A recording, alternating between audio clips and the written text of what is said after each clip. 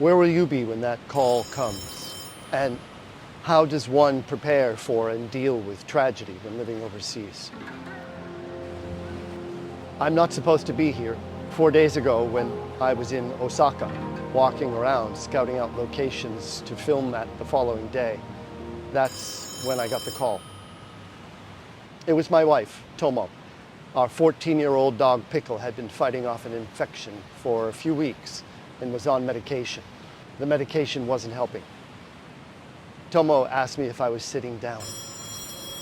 It's the kind of question you never want to hear a loved one ask over the phone.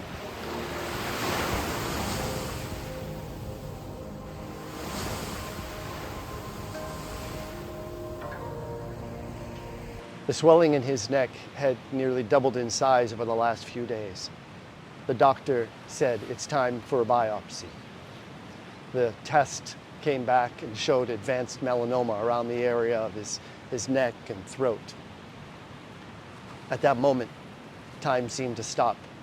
The air around me became thick, and I immediately felt something pressing against my chest. My breathing became shallow. I felt the urge to collapse right there on the sidewalk of a city I barely knew, to lean against the nearest building, slumped over in shock and disbelief.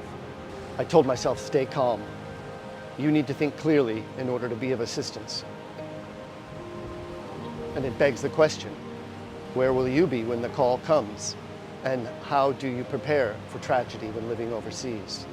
Given that Pickle is almost 14, the location and size of the cancer, operating, and the after-treatments involved were likely more than he could handle. So a few medications and supplements were prescribed and follow-up appointments scheduled with a focus to be placed on quality of life care. Those words in my head immediately translated into a death sentence. The doctor went on to ask, how soon might your husband be able to come back home? I wasn't angry. We had spoken many times about the inevitability of this day, but emotion trumps logic in these much. A black hole, making the world seem blurry. If you live overseas long enough, one day tragedy will strike. It might be your parents, a sibling, a friend, or possibly even yourself. When that day does arrive, it will bring with it a whole host of challenges.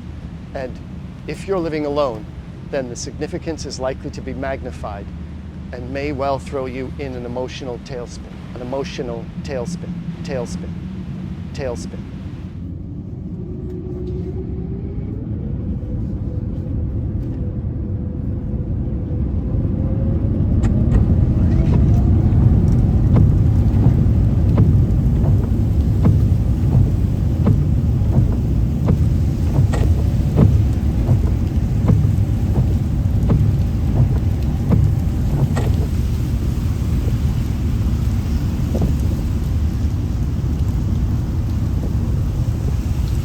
Of course, one of the main challenges is always money.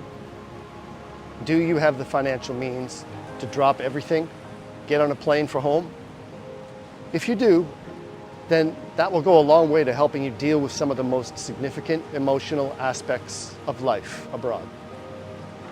If you don't, however, how are you to help?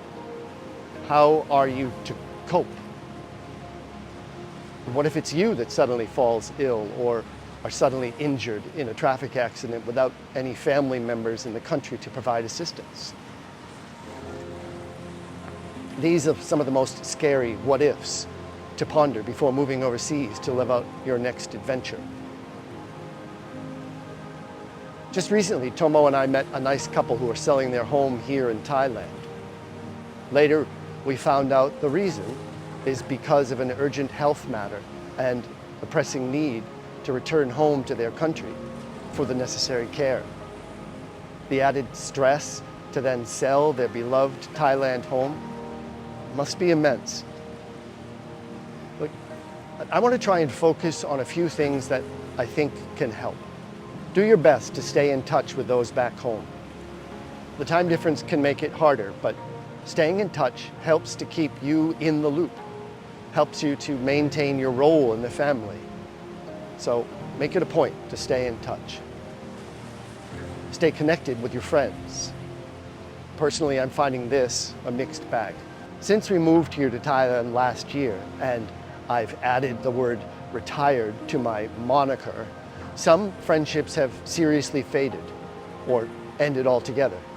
I'm not quite sure why that is, and it's something that I've read and heard about, but nonetheless, it's something that's caught me off guard, and it's been difficult to deal with. Keeping your friendships intact is harder after you've retired or moved away, and the burden is likely to fall on your shoulders if you want to maintain those relationships. And given the distance, it's certainly easier to just let them go. But consider this: when your time of crisis does arrive, that is when you are going to most wish for those friends to be there to support you. And conversely, if your friends were going through a hard time, wouldn't you want them to reach out to you? Even if it takes extra time and effort on your part to maintain those close friendships that you used to have, you gotta try. Email them and ask them how work and family life are going. Keep track of the birthdays. And even though they might not ever take you up on the offer, keep inviting them over to visit you. Point 2, and Lord knows we're guilty of this: don't be a hermit. As we age, we become more aware of what our bodies need to stay healthy. As a result, most of us slow down on the nightlife. We become more comfortable just being alone and would rather be with our partner or our dogs than other humans. Because, let's face it, dogs really are man's best friend. As we age, it gets harder and harder to put yourself out there to make new friends. But study after study shows that people who do have strong social networks have stronger mental and physical health, and as a result, live longer. Point 3, find healthy habits. Coping with tragedy are the hardest chapters of life, and having well-established healthy habits improves your ability to reduce the emotional severity of those moments and can provide you with a framework to help you get through them. If you have the strength and emotional capacity to be there for your friends and family when they're going through those times, then that is going to further feed your own healing and provide you with a sense of purpose and value. Since I left the stress of the full-time job behind me, I've been able to dedicate much more time to my yoga practice. It's helped me a great deal as we struggle with Pickle's battle with cancer. The weight of it isn't easy, and there have been many a moment where trying to find any positive light in this has been all but impossible. But I know it would be that much harder if I didn't have a well-established yoga practice to keep and help me stay calm. And back to point 2, most of our best friendships here on Koh Samui were formed at the yoga studio. Having those friends has been invaluable to me, and they have provided me with a lot of emotional support as we fight this battle. By the time I landed, the infection in Pickle's neck had swelled to the point where it was pressing against his esophagus and trachea, severely constricting his ability to breathe or eat.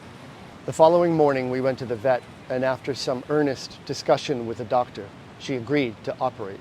We were advised of the serious risks involved because of the proximity to major arteries, and we agreed. The doctor made 2 incisions in the neck, drained, pushed, and scraped out a good amount of what looked like gelatinous, near black blood. We were in the OR during the procedure. I held his head, looked in his eyes, and did my best to calm him down. The procedure took about 75 minutes. Local anesthesia was used.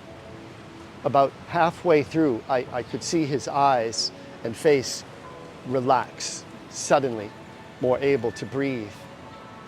That came as an immense sense of relief to both of us. I'll never forget that moment, the look on his face, the realization that on this day, he wasn't going to die. These are the tough days. It has brought Tomo and me even closer. I would be lost without her. Some couples have children. We have 2 dogs, and we love them just the same. In 5 days, we moved from Samui to our new home. That story is yet to come, but in the meantime, I have stories of Japan that I still want to share with you. When I have time, those stories are up next. Thanks for watching. middle of the road. It's just a feeling of a distant melody unknown. I was doing fine, I minded my own business till the day you took me home. You came into my life like a sweet embrace, swept me off my feet and made me whole again. You came in my life, I wanna see your face. Never will I be the same again. You're amazing.